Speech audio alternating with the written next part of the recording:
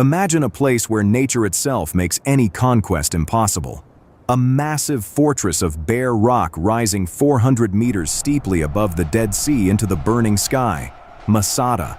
How could an army of flesh and blood conquer a mountain that was supposedly impregnable? We find ourselves in the year 73 after Christ and look upon the dusty plains of Judea, where the sun beats down mercilessly on the armor of the 10th Roman Legion. Up on the plateau, nearly 1,000 Jewish rebels cling to their freedom, while down below, the mightiest empire in the world pitches its tents. The architecture of this place was a masterpiece of King Herod, who built a palace of superlatives up here. Imagine magnificent terraces hanging like swallows' nests on the northern tip of the rock, decorated with the finest mosaics and stucco work, bearing witness to pure luxury even in the face of the desert. There were huge storehouses and cisterns capable of storing millions of liters of rainwater, transforming this rock into a green oasis in the middle of the wasteland. But the Roman war machine knows no obstacles, only technical challenges. If you enjoy these deep analyses of ancient architecture and the visual revival of history, then subscribe to this channel right now, so you never miss another architectural mystery of mankind. The Roman commander Flavius Silva looks up and immediately recognizes the strategic problem. The narrow paths, like the winding snake path in the east, are completely useless for a heavily armed legion. What does a Roman engineer do when the way up does not exist? He simply builds it himself. First, the Romans had to ensure that no one could escape, which is why they constructed a circumvallation wall over 3 kilometers long around the entire mountain. Imagine a massive stone structure punctuated by 8 fortified camps, lying like iron shackles around the rock. No escape route, no supplies, only the ruthless patience of Rome. But the centerpiece of this siege was a technical wonder that we can still admire in the desert sand today: the White Ramp. Flavius Silva recognized a natural rocky spur on the western side and decided to use this geological ledge as a foundation for a gigantic embankment. Thousands of tons of earth and stone were brought in to create a slope steep enough and stable enough for a multi-ton siege tower. The Romans did not just build a hill, but they constructed a precisely angled roadway according to the strict mathematical rules of ancient engineering.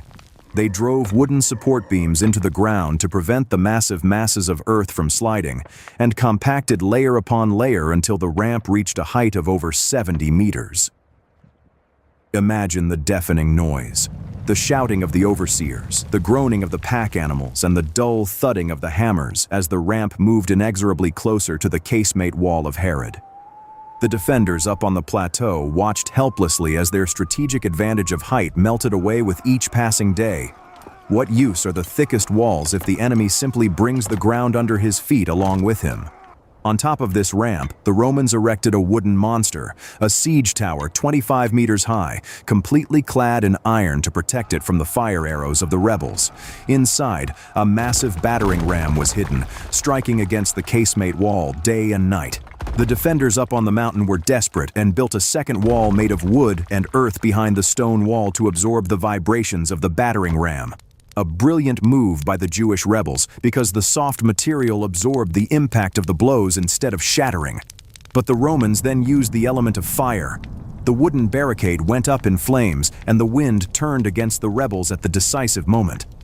Was this the divine will, or simply the bitter end of a perfect strategy? The architecture of Herod, the magnificent palaces with their hanging gardens and the huge cisterns, which were fed by a sophisticated aqueduct system from the distant desert wadis, could no longer stop the downfall. Herod had transformed the mountain into an impregnable fortress that held provisions for decades and water in abundance, but he had not counted on the relentless determination of the 10th Legion. When the Roman soldiers finally passed through the breach in the burned wall, they expected a bloody battle man against man. But they found only the remains of a proud people who refused to wear the chains of servitude. The silence on the plateau must have been absolutely deafening on the morning of the 16th of April in the year 73 after Christ. What had happened behind the walls during that final night? The legionaries searched the burning palace complexes and found a scene of pure horror. Instead of entering into slavery, the defenders had chosen collective suicide. Over 900 people had taken each other's lives to die as free human beings.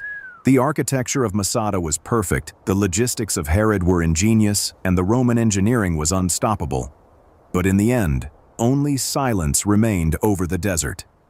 Masada stands today as a symbol of extreme resistance and simultaneously as a memorial to the destructive power of an imperial siege engine. How could a mountain be conquered? Through patience, mathematics, and the sheer arrogance of an empire that accepted no physical boundaries. The view from above onto the still visible layouts of the 8 Roman camps in the valley is a shiver that echoes through the centuries. The stones tell us the story of a victory that feels like a defeat. The ramp in the west still stands there, an artificial mountain of dust and stone that reminds us there is no place on this earth that the will of man cannot reach. Look at these massive structures that still lie like scars in the desert landscape today. Can you imagine the despair of the besieged as the foundation of their doom grew higher by the hour? The story of Masada is not just a story of war, but above all, a story of engineering that shattered geographical boundaries. The architecture of resistance met the architecture of destruction here and left only ruins behind. Will we ever see buildings of such emotional and technical impact again? The stones of Masada are silent even today, but their precise arrangement tells us everything we need to know about power, architecture, and human freedom. Masada was not merely a fortress, it was a demonstration of luxury in the middle of the emptiness, a palace for a paranoid king who hid from his own people. Herod had the northern side of the rock stepped into 3 terraces that floated like artificial gardens over the abyss. Every column was placed with the greatest precision, and every room was painted with frescoes that were in no way inferior to Roman models. It is a paradox of history.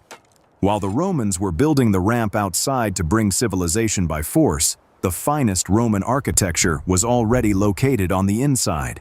This combination of elegance and martial hardness makes Masada a unique place in world history.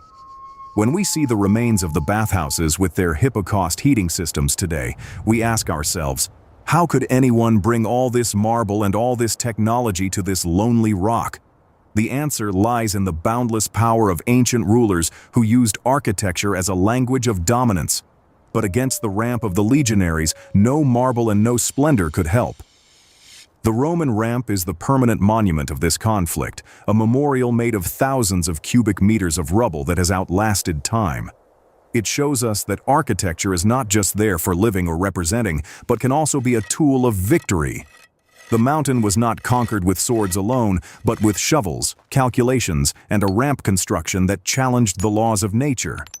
Therefore, when we look back across the centuries, we see that the true legacy of this battle is written in the earth itself, carved by human hands into the very rock of Judea, demonstrating that even the most formidable mountain can be reshaped by the absolute, unyielding determination of engineering power. To truly understand the scale of this architectural war, we must look closer at the water system that kept the mountain alive. Herod realized that a fortress without water is just a grand tomb, so he engineered a network of channels that captured flash floods from miles away. These channels directed the rare desert torrents into massive reservoirs carved deep into the sides of the cliff face. Each of these 12 hidden cisterns could hold up to 40,000 cubic meters of water, which means the defenders had enough to drink for years while the Romans below scrambled for resources in the dust. To counter this, the Roman army had to organize a massive supply line, bringing water on the backs of hundreds of donkeys from distant springs every single day. It was a battle between the static, brilliant architecture of water retention and the dynamic, aggressive logistics of an invading empire. The landscape itself became a weapon. Look at the precision of the Roman camps that still ring the base of the mountain. These are not just random tent sites, but highly regulated stone fortresses built according to strict military doctrine, with parallel streets, thick defensive walls, and command centers that mirrored the city layout of Rome itself. The Roman legionaries did not just camp in the desert, they brought the physical infrastructure of their empire with them, stamping their authority onto the wilderness. When the giant wooden siege tower finally rolled up that massive white ramp, the clash of these two architectural worlds reached its terrifying climax. The heavy stone walls designed by Herod to stand for centuries were systematically shattered by a machine that was built for the sole purpose of moving a mountain.